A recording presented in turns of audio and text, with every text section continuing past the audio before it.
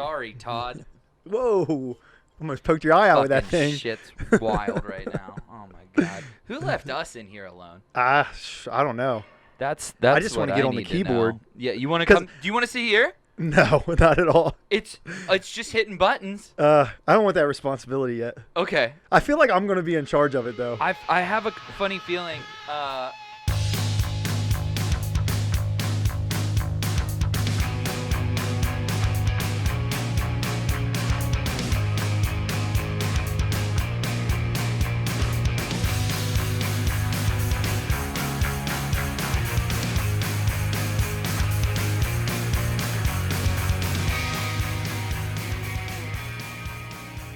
Welcome to the Union Fitness Podcast.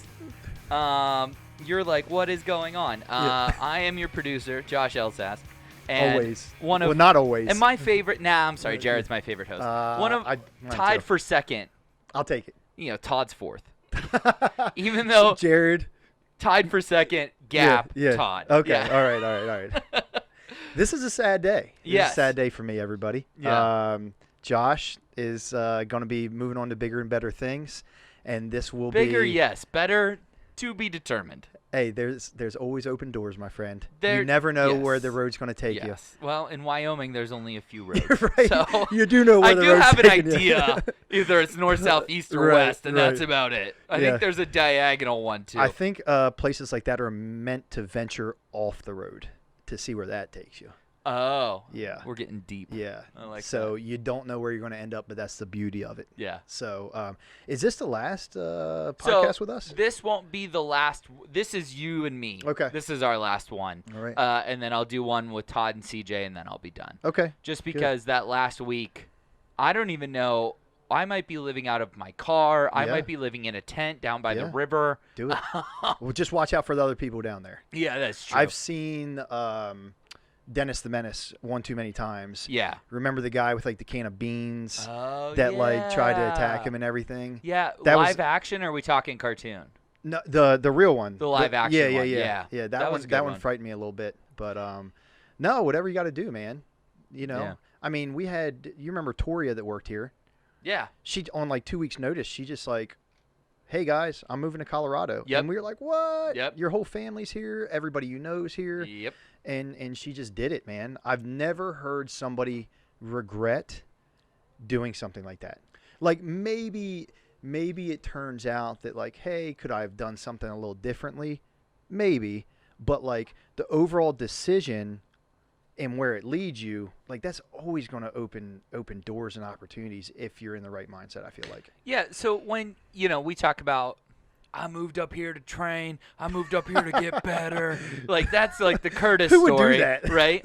But like, did you just like pack up a car and fucking go, or like did you have to move your furniture? Like, what did you end up doing? Yeah, so it was. I mean, I came home from work one day and I was like, "Hey, Liz, let's move."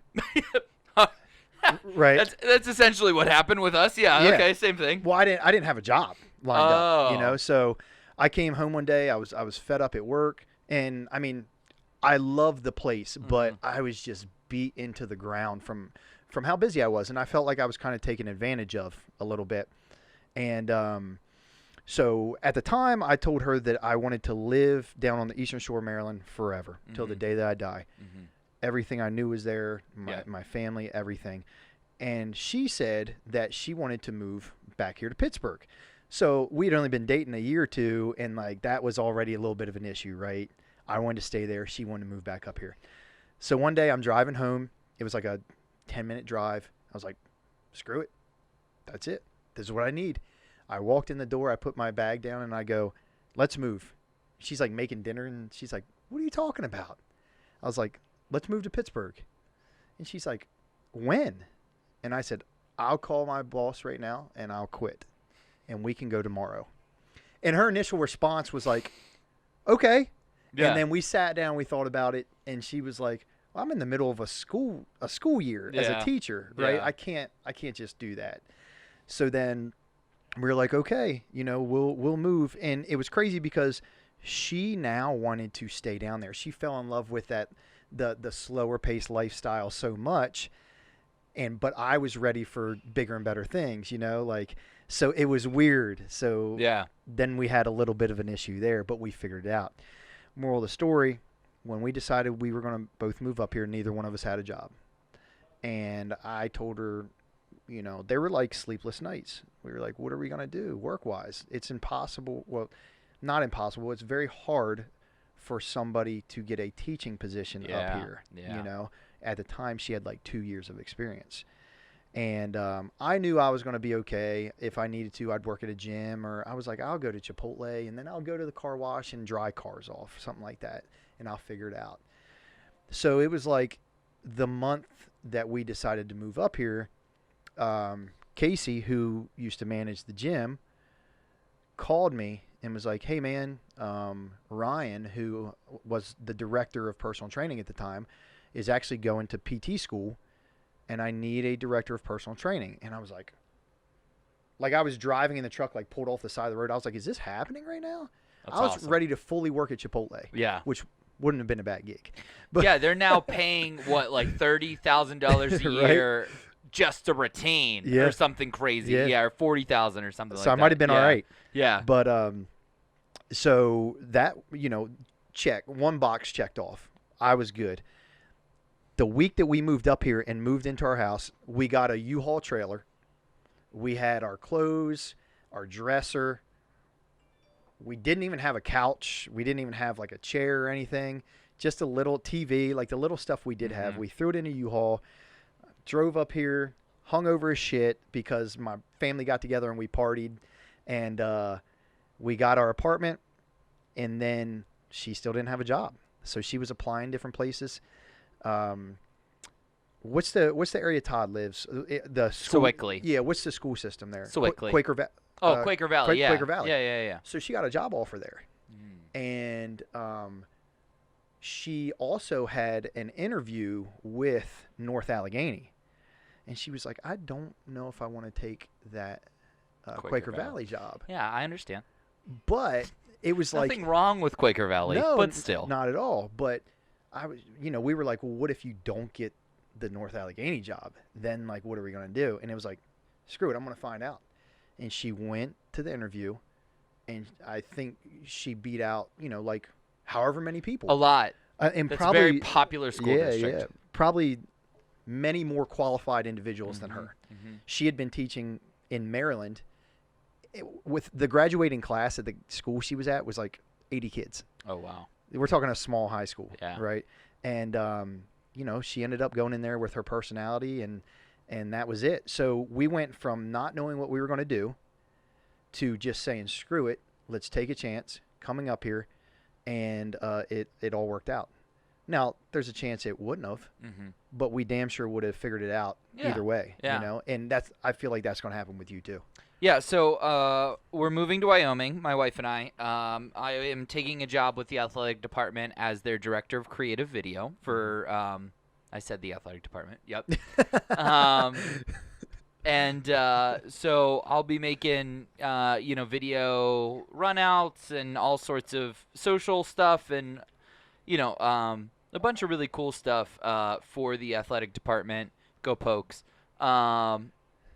And yeah, but that's my background. Yeah. Like that was kind of how I got started. Even in college, I worked with the athletic department very, very closely.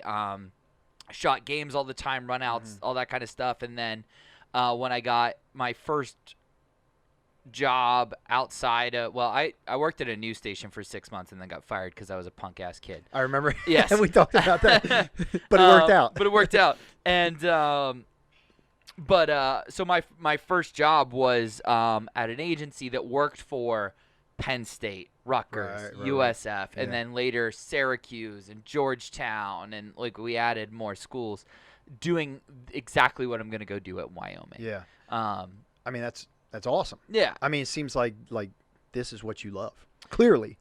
It's you know, I mean, like behind you is a series of banners, behind me is a series of banners, and it's all sports. It's all sports. It's all college athletics. There's a big Rutgers banner over here. Yeah. I took the Penn State one down yesterday on the show. They're like, "Do you renounce your love for Penn State?" I was like, "Yes." I mean, I will say I know a lot of people who really love sports. Yeah. But when we get in here talking about sports, I can't keep up. No. And I know a lot about sports. Yeah. You know what I mean? Yeah. So like you, if there's anybody that's kind of cut out to do this, like it's definitely you. Yeah. It was in athletics and in sports video. There's two very distinct type of people. There's people who work in sports video because they just got a job there, and then there's sports fans working in sports video. Right.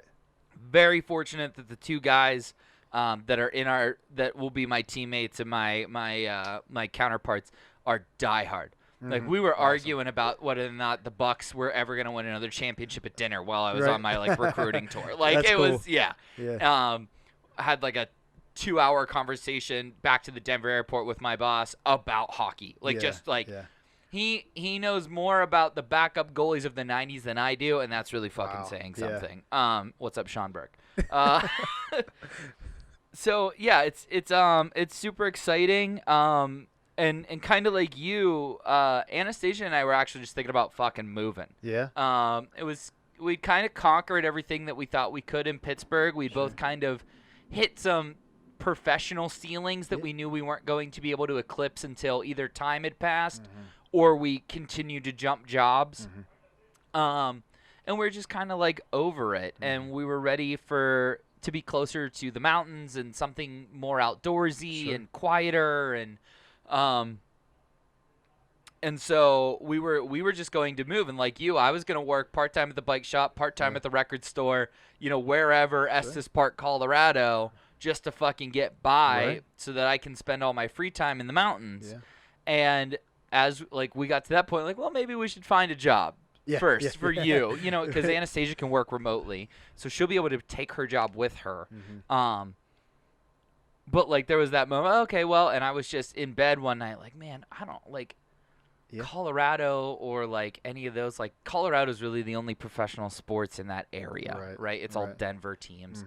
And like Denver would be cool, but also like, I don't know, that seems kind of whatever. And I was scrolling through all these like emails that had, job descriptions or whatever on them, and at the bottom it said Director of Creative Video, Wyoming. It was like it was calling your name. It was so weird, dude, because I started making myself scroll through all of that email. Like normally I just look at the top two and I'm like, yeah, fuck that, get out of here. But I all the way at the bottom, and there it was. And so I applied and called the guy the next day. And he picked up. Who picks up their fucking work phone, right? Nobody. Like, wild. And I was like, hey, man, I don't know who you're going to hire for this job, but I'm better. That's what I said to him. Love it. And he was like, really? Because nobody says that. No, nobody says that. Yeah. I'm like, you don't know me. I'm just a guy who called on the phone. I'm like, hey, I'm better. You could take my word for it or not. Right. And he was like, all right, well, send me your shit. And I guess he agreed. So no interview process, no nothing. It was just like he called me back the week after football started, or like that Tuesday or whatever, and he's like, so how fast can you get to Wyoming? And I was like, fuck yeah, let's go, baby. Right. So, well, my car is a Geo Metro, but as fast as it can go. The crazy thing is, man, and like I care too much sometimes about what people think of my decisions and my actions. I don't know if you're the same, but I guarantee you're going to have people telling you, or I've already had people tell you, that it's a dumb decision.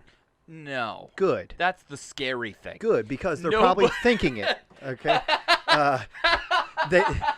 They might not say it, but I'm sure some people are thinking it. And here's the thing, man, is that uncertainty for some people and that feeling of, being thrown into the deep end makes you survive. Oh, yeah. You know what I mean? And it makes you better, and it teaches you things that you couldn't have done previously if you stayed where you were. And having that mindset to just do it is something that takes you so many different places in life. And I feel bad for people that have never experienced that. Yeah. Like there's a lot of very successful people, and I'm gonna throw my mom and dad in here, right? They're smart, they're intelligent, they're kind, and they've done the same thing pretty much their whole life work-wise. My mom works for the Board of Education back home. Great job position. right? Like, and she's awesome at what she does in the finance department. But like, but there's a lot of people that, have never been just thrown into the fire. Yeah. And I always wonder for myself, what would have happened if I graduated high school and then maybe I got like a lineman position. Like all my friends back home, there's a really good power company, kind of the equivalent of Duquesne Light. Yeah. And that's what a lot of people end up doing. Right. And they are set for life. Yeah. They work hard. They work their ass off. But it's great job, great benefits. And they'll be there until they retire. And I just got to a point I was like, I don't think that's me, man. Like, it'd be great for me and my family at some point. But I was just like, I need to figure out what I'm meant to do. So taking those chances kind of gets you there. So, there's people who are they like the security. They like the being able to wake up, know they have a job, know their hours, know at the end of the day, if they mess up, they're still going to have that job. Oh, yeah. And that's great, Yeah. right? But I feel like just sometimes you're meant for a little bit more, whatever more is for you. Yeah. And I think, you won't be able to find that if you don't do this. That's just how I look at it. Yeah. I think that is all super inspirational and I think it's true. But I also anxiety quit like 6 times on my recruiting trip. Oh, yeah. Like, that No was doubt. like, No doubt. I got out there and like on the plane, there was bad weather, so they had to circle Denver a few times. And the whole time in my brain, I'm like, I'm going to fucking freak out. Put Or me I'm on gonna the die. ground. Put me on the ground right Right. now. I don't want to fucking do this anymore. I want to get back on a plane. I want to go home. Yeah. And like even yesterday, so as you're hearing this, it was last Monday I was there. But like once I woke up Thursday morning and like wasn't in Wyoming anymore and like went back to my normal routine. I was like, no, that was a fun little thing, but I'm not going. Right, like in my head, right, like that's yeah. like I was like, Yeah. I'm not going. I don't want to That's go. crazy. You can't make me go. And isn't it weird, like, how different times of the day you'll think differently? Oh yeah. Like, my thought process with taking risks like that changes drastically from laying in bed late at night to, like, waking up the next day. And for me, at night, I'm ready to do whatever. I'm the opposite. Really? I'm the total, like, by the time I'm laying down at night, I'm like, this was such a dumb idea. I've created so much shit for myself, for my poor wife, for my family, for my friends. Like, this was so dumb. I should just stay here. Right. And then I wake up in the morning and I'm like, fuck everybody. I'm out of here. Let's do it. Yeah. I'm the other way. I wake up in the morning, I'm like, all right, man, let's be sensible here. That's not a good idea. And then I go throughout the day, and maybe I just come home and don't give 2 shits anymore by the time I get home and the day's over. I'm like, screw it. I'll go to California. Yeah. Which is probably the last place. I'll work at Muscle Beach. Yeah, right. Which is probably the last place I would go to live. Right. But that's funny. That's funny. And I just wake up and I'm like, no, let's think about this. No, yeah, and I think actually it's not until maybe, so everybody knows now, and as you are listening to this, probably the last of the union people, if you didn't find out already, now know. Yeah. And like I'm an Irish goodbye guy. What does that mean? You know what an Irish goodbye is, because I guarantee you're an Irish goodbye guy. Okay. Instead of going around and telling everybody bye at the party, you just sneak out the back door when you're ready to leave. Kind of. Yeah.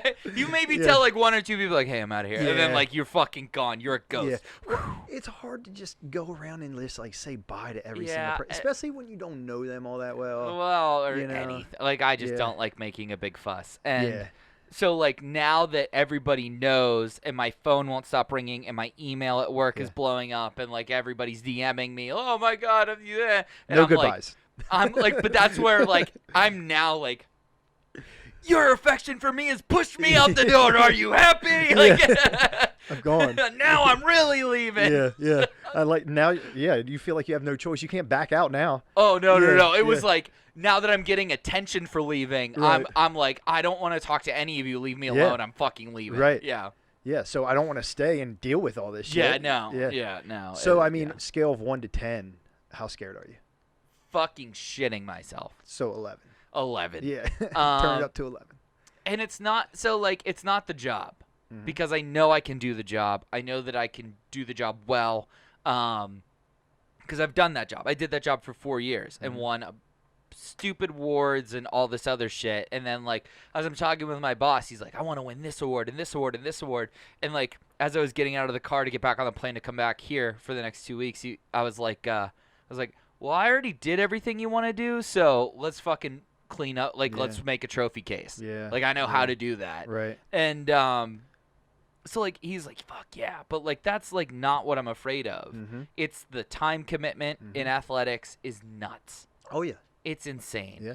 And I'm just I feel so guilty for moving my wife out there and then being like, okay, see you never. Sure. Now, you know, what's her mindset with it right now?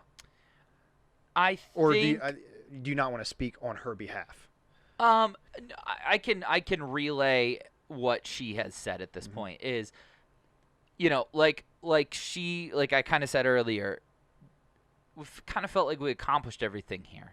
And it's not like we're going to have kids. And so it's not like we need that family structure for the kid or anything like that. Now watch we go out there and yeah, you just ride through some of the states out there and you just get pregnant. Yeah. I heard that. That's why we're staying out of Alabama. Yeah. Right. You got to watch out. Yeah, barefoot and pregnant. Yeah. But you know, we kind of were just ready for something different. And she's like, I've always wanted to move out of here. Yeah. And we had talked about the Mountain West as a region, right? Like Utah, Wyoming, Colorado, like all those states where, you know, there's a lot of national parks, there's mountains, there's things to do outside and like really explore and enjoy the outdoor sports and things that we love to do. And so to end up at a place where we have a job that's in a actual town and like the whole 9 yards, I think she's like, okay, cool. Like I got what I wanted. Yeah. You know what I mean? She's also a big planner. So like she's like silently enjoying calling all of the moving companies and making them bid against each other and like all this like, all right, we got to make this list and this list and this list and this list. And I'm just like crying like, I don't want to leave my friends. Yeah. This is the worst. Why did I do this? Yeah. You're kind of like me. You just take things as it comes. You know, it's like you walk out the door and then you figure out where you're going. No, I think I know where I'm going, but like I never think to wonder why I'm going there. All right. I respect that. Yeah, I'm just like, okay, I'm going to the studio today to do this podcast because that's what I do every fucking day. You know what I mean? Like that's what I do. Not like, is this really what makes me happy in life? I don't fucking know. It's what I'm doing right now. This is I'm okay. I'm not mad. Now, where exactly did you grow up? Butler. Okay. Butler, Pennsylvania. And actually Laramie, which is where the University of Wyoming is, reminds me a lot of that. Okay. Where there's like a main downtown area, and then there's like some outskirtsy things like a golf course and a Walmart and that kind of thing. And then everybody either lives in the town or they live an hour outside of it. And that's kind of like what Butler is. Okay. Laramie is double the population of Butler, largely because of the students. But it's it kind of it made I felt comfortable in the town when I was up there for my little like recruiting thing. You felt like you were home. Yeah, it didn't feel out of place. Right. Yeah, I like to every time I meet shout out YBO. It's a group of friends that we have that are basically a redneck gang. The best kind of gang. Yeah. And every time Probably the safest type of gang. Well, I don't know about that. Quads kill. They do. But like every time I do something a little bit redneck, they're like, "Oh shit, I forgot Josh grew up in Butler." Yeah, like, he still got it. He still got it in there somewhere. Yeah. So like there was part of me that was like, yeah, Laramie fucks. Let's do this. Yeah. So now, I mean, what are you, 30? How old are you? 31. 31. Yeah. So you spent 31 years of your life here. And what are some things you feel like really helped you become who you are that you're going to take with you to the next step? What built you? Well, my life was pretty boring until I turned 18 and my dad died. And then I Understood. became who I was. Yeah. Or am. Yeah. Well, you kind of had no choice, right? I don't know. I often wonder what could have changed or been, but yeah, I just kind of so my dad did not want me to go to college. He was very sick, and my mom and I think he knew he was sick, and he wanted me around for when he was going to pass away. We think he knew he was going to die. And I was like, fuck that. And I got my grandparents to get a private loan so that I could go to school. And the last conversation, like, my dad basically, like, told me to leave and never come back. And I was like, okay, cool, dope. Bet. Watch me. What do you think he meant by that? I don't know, Curtis. The Elsass family brand is like a very tough love. My grandfather on my dad's side was one of like 15. Sure. Grew up on a farm. Yeah. He was a pastor, had 4 kids, like raised them with the same mentality, and like knew when to be loving, but also let their pride get the better of them a lot of the times. So I'm sure if he could play back or do that conversation over again, he probably would. I'm sure. But I don't know. It was like, okay, cool. I literally can't go back now. Fucking sweet, I'm out. Yeah. See you later. Yeah. And didn't come home until he was already dead. Wow. Didn't talk to him again after that, anything like that. So it was, it was what it was. And then got put on academic probation after my first semester because I spent too much time at home and did not attend enough classes. So really by the time Christmas of 2009, things were ugly. And I remember just being like, all right, let's fucking go to work. Yeah. Like, it's time to fucking do some shit. Yeah, it's time to be a man. It's over. Yeah. Like, you can either let this fucking thing beat you and then stay in Butler for the rest of your fucking life, or you can put your fucking nose down and dummy the thing. Ended up graduating first in my class from the video department at Robert Morris, and was, highly praised as this, that, and the other thing. And I was just like, okay, well, I'm not moving home when I graduate, and moved in with my grandparents. And then they were nice enough to let my would-be wife move in with them as well. So, like... Yeah, that's awesome. Yeah, it was just, it was, my wife and I living in my grandparents' basement in a single room, out of wedlock, and just, Dude, what was that like?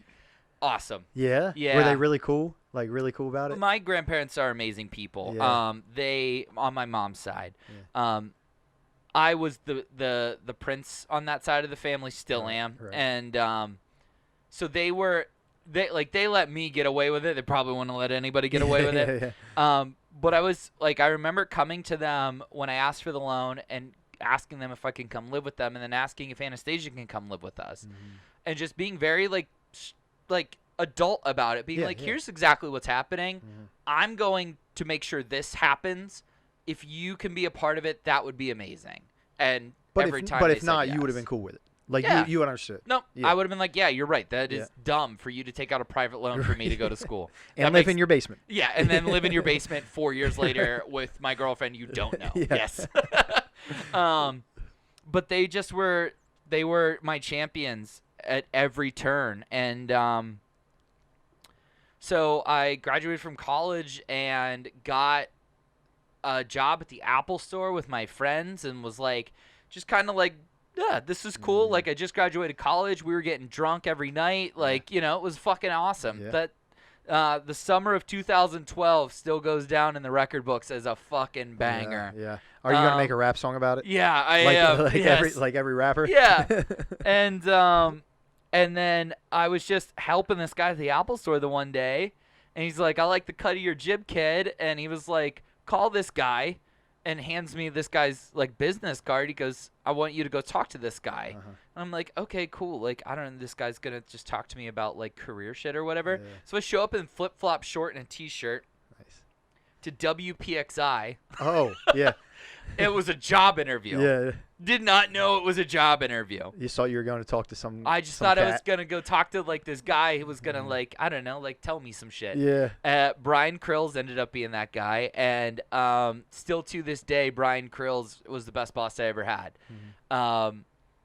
And he's like, yeah, man, I'm gonna give you a job, and I'm like, well, I didn't ask for one. I don't even know if I want this. Yeah, I don't even know, like what, and spent 6 months just humping a football, essentially. Like, Yeah. I just was so dumb and so hard-headed and was just like felt like I was better than everybody there and that I was like this fucking premier guy. And then like it just was like 6 months after that, he calls me into his office. He's like, hey, we got to make cuts, and like, you're the first on my list, man. Wow. He's like, I see so much in you, and you just don't want to fucking do it yet.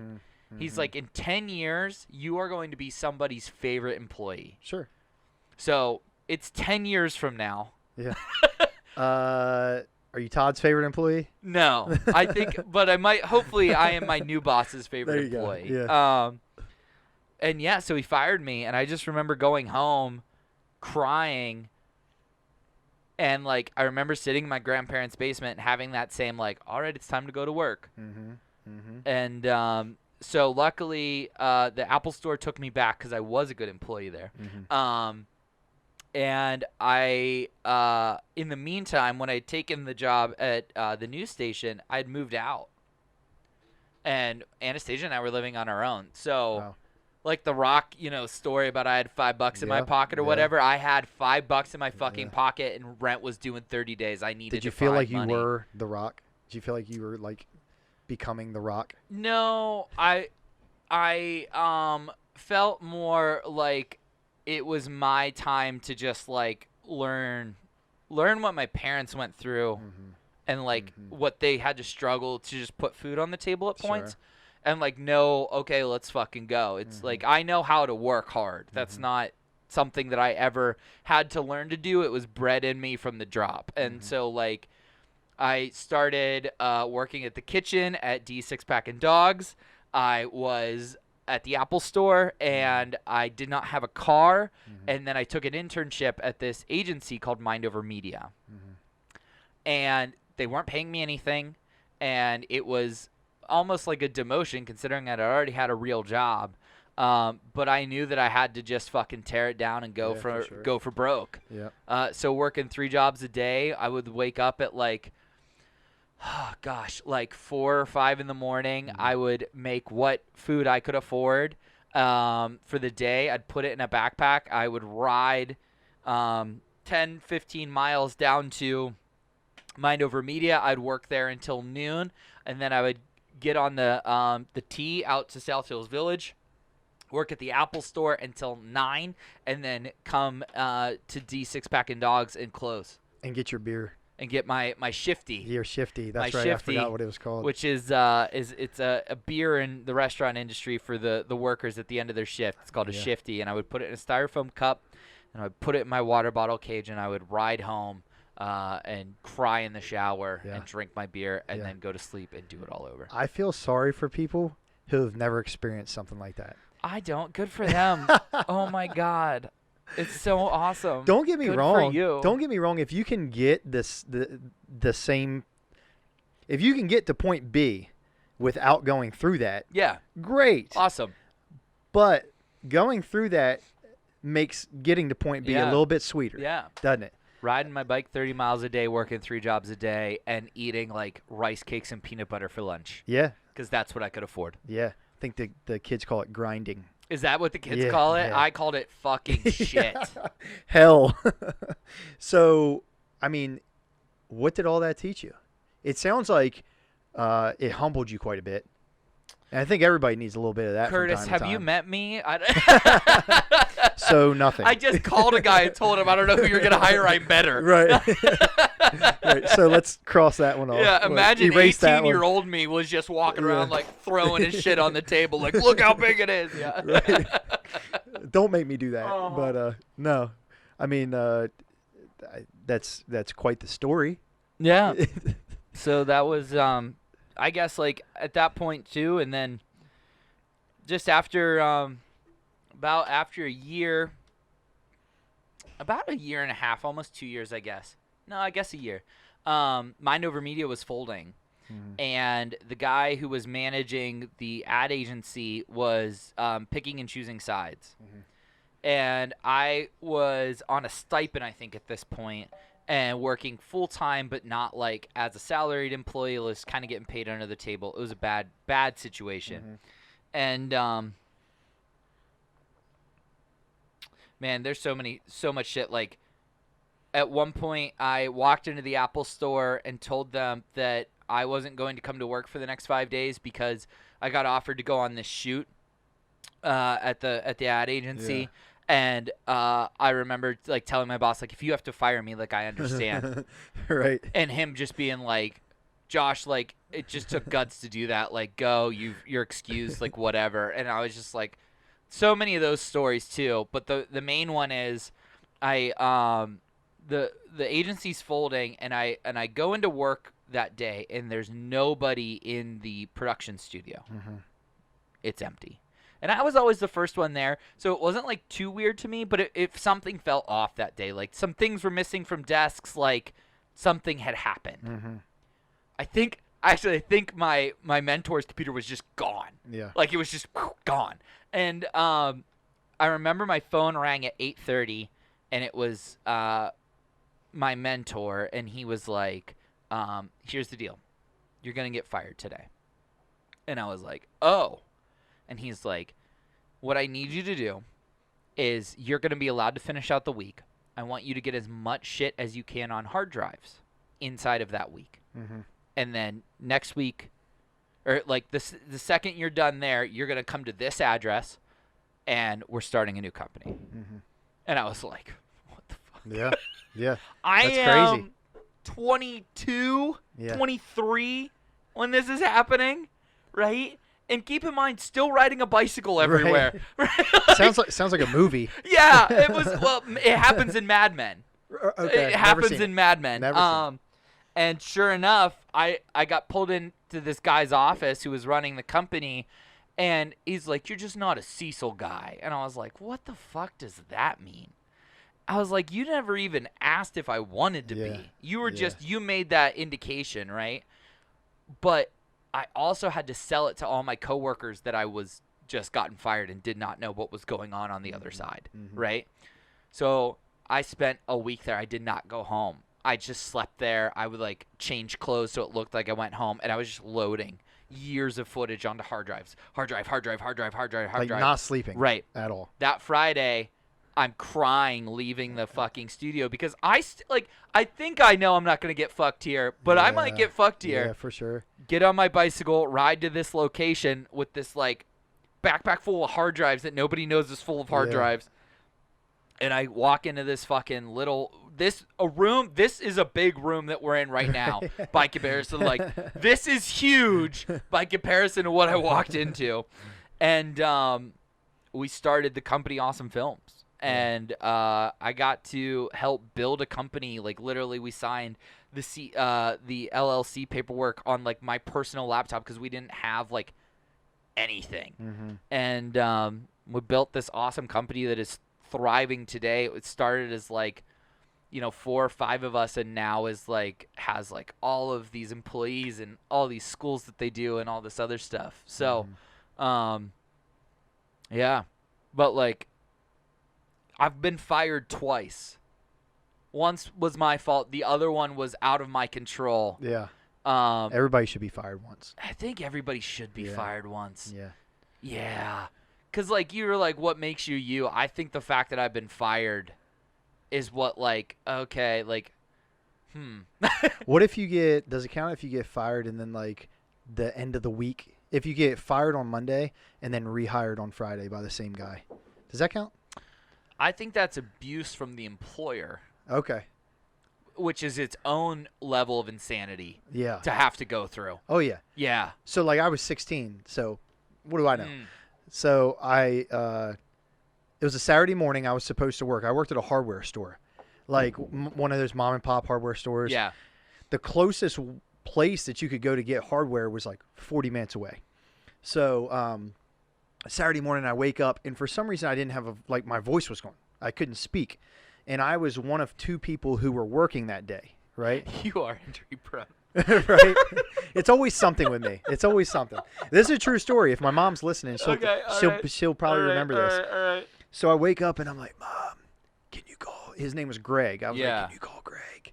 And she called Greg, and she was like, look, Curtis doesn't have a voice. Like, I think he's going to need to take the day off. So I took the day off. I went back to bed. I slept until like 11 or noon or something like that. And I got up, and I'm, like, feeling better.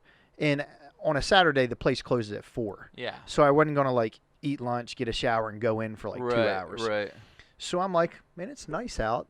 I just got my license. Let me go outside and wash my truck. So I'm out in the yard. Oh. I'm washing my truck. This Scrubs episode where he's like, sometimes I wish a fat opera singer just followed me around and went, mistake. That's what I needed. Yeah. Like, mistake. And I feel like my parents knew that it was a bad idea, but they were like, "We're gonna let him learn. We're gonna let him learn. You gonna learn today." So I'm out there, and I'm just like wiping my wheels down, getting them all shiny, and I didn't even realize it. But Greg drives by. Right, he was going to pick up some lumber or something down the road, and he drives by my house. And Monday comes around, school let out, and I would go straight from school to the hardware store. Park my truck, roll in, it's Monday, and he calls me into his office. The office was like up high. Yes, and it like overlooks the floor. Whole place. Yeah, right? Yeah. So I see him like up in the window, and he's like this. And he was a large guy. He was like 6'5", like 3 something. Yeah. You know what I mean? Yeah. And I go up there, and he's like, I drove by, and I saw you cleaning your truck yesterday when you told me that you couldn't come into work. Well, when you got your mom to call in for you and say you couldn't come into work. Right. And I was like, I knew I effed up. Right? Yeah. So he's like, I'm going to have to let you go. And he was like, and the rest of this week, I want you to think about if that was really worth it or not. Right? Wow. So I'm like, oh man, not only did he tell me to leave, but now he's making me think about like my consequences, Yeah. So I'm in there and I'm asking all my friends for other jobs and stuff like that. And they're like, man, I'm sorry. My boss isn't looking for anybody. And then Greg gives me a call. That was when cell phones first came out. So he gives me a call and he's like, come in. I want to talk to you. And he's like, what'd you learn this week? I was like, that I fucked up. And he goes, do you want to work here? It was great because it allowed me that job, and he allowed me to go to school. Mm-hmm. When I had sports, I was able to play sports and then just work on the weekends. Right. And I could take days off as long as I had somebody cover it. It was great, and I learned a lot. And I finally that week I realized that, because before that, if it was a slow day, we'd be in there like throwing shit at each other. Right. They didn't have cameras in there back then. You're dicking off. But like that was the first time I was like, man, I really messed up, and I learned from it. Yeah. And so that was when I was fired and rehired. Nice. I don't think since then I take it back. Greg was just getting young Curtis straight. He was teaching me a lesson. Yeah, he was just getting you straight. I think that was his plan all along. Yeah. But I do thank him. I haven't seen him in a very, very long time. But it's like every time I go back home. So I looked it up one day. There's 1,000 people in my town. Oh wow. Yeah. There's 1,000 people. There's a Walmart now. There was never a Walmart. So it's like every time I go back home and the family gets together, Mom's like, hey Curtis, can you go into town and get some paper plates? And I'm like, who doesn't have paper plates? And so I go in there and I'm like, okay. Who am I going to see today? Yeah. Who am I going to see that I haven't seen in 5 years? Yep. And it's always somebody, but it's never that bad. Yeah. So that's what's going to happen to you one day when you come back here.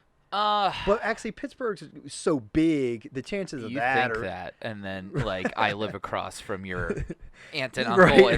You know what I mean? So, like, did you break the news small? to them? Yeah, they know. Yeah. It's just going to be... It's going to be wild. It's going to be cool. It's going to be a lot. And to take it back to my my grandparents, they always talk about their time in West Branch, Michigan, and their time in Colorado. Mm-hmm.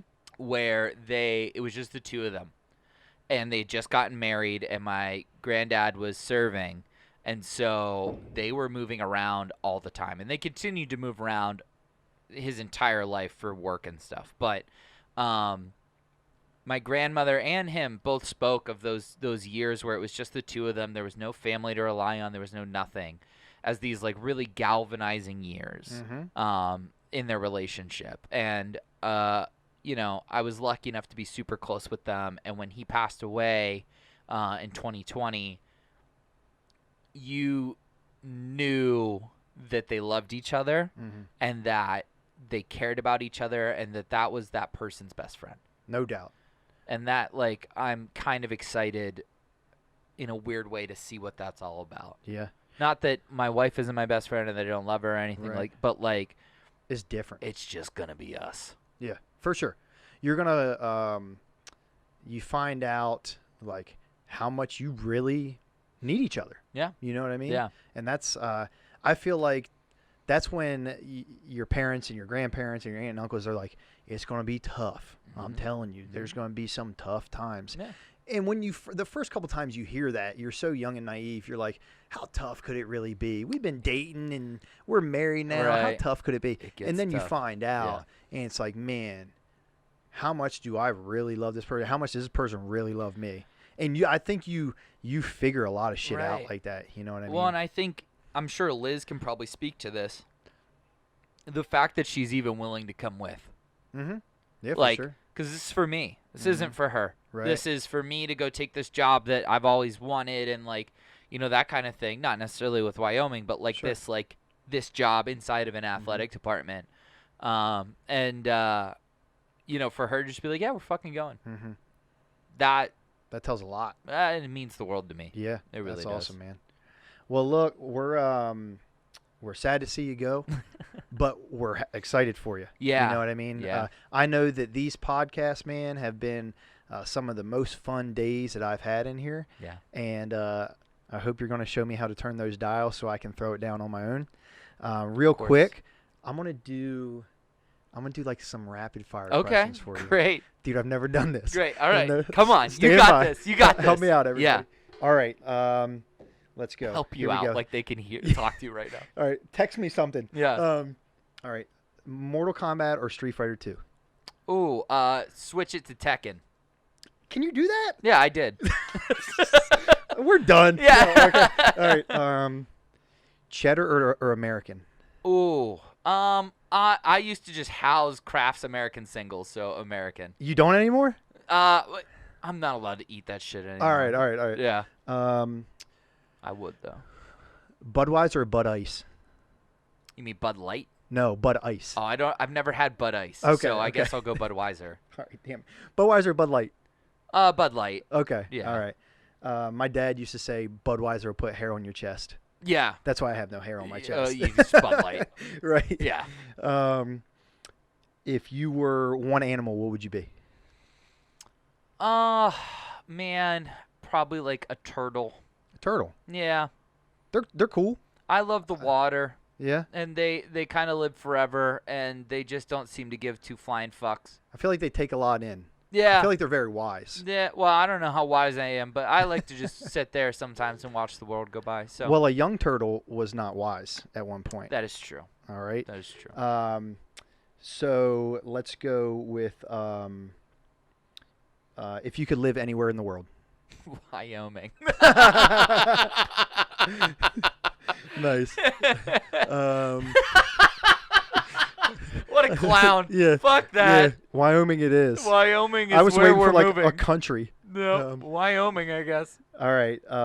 Greatest, this is the last one, greatest WWF/E wrestler of all time. /WCW. All right, you have to clarify. Is this the best wrestler? Is this best the best wrestler champion? Is this my favorite wrestler? Is it my favorite champion? Best wrestler of best all time. Technical wrestler inside the squared circle Yep. of all time has to be Bret Hart. Wow. Has to be Bret Hart. Wow. I didn't see that one coming, but I respect it 100%. Yeah. No, he was everybody. The dude had it all. Everybody that you love now tells you that Bret Hart was their favorite wrestler. Yeah, for sure. All right, this is officially the last one. Okay. one thing that you're going to miss about Union Fitness. Oh my God, just the humans. Yeah. All of you. Yeah. It's funny because I did the first ever promo video for Union Fitness when Casey had just opened the gym. And I remember thinking how cool everybody was. And then I started training here, and the only holdovers were like CJ and Kate. Right. And I was like, no, these people are still fucking cool. Yeah. And there's something about that. I don't know if it's the where it is or what, but like the people who are here, and I know we fucking jerked this off on this show so many times, but like the people that are here are just different. You guys are built different. You guys just accept everybody. You make it the most amazing environment, and like I wish that I could be like walking out the door like, yeah, see you suckers later. But like instead I'm like, Todd, how can we keep this podcast going? Because it means so much to me. Like, you know what I mean? Like I'm walking away from Thompson the bench like, good luck, suckers. Yeah. Like, but the Union Fitness, like, I'm like, I don't want you guys to suffer. So like, yeah, man, the people here. Yeah. And like when I saw Cody for the first time after Kate's incident, I just hugged him. Yeah, for sure. For like forever. Yeah. And then and then I saw him like, I don't know, like 2 hours later, and I just hugged him again. Yeah. But that's just like, I don't know, that's just like the bond I think that the group has here, and it's just a really special group. No, I would agree, man. I couldn't have said it any better. So, except for Todd. Fuck Todd. On that note, we're out, everybody. Josh, it's been a pleasure, man, and we'll see you on the other side. We'll keep in touch. Yeah, for sure. No doubt, brother. Thank you guys for tuning in, and next time you see me, I'm going to be on the dials and on the mic over there. There you go. Take care, everybody. And for Jared, later, skaters.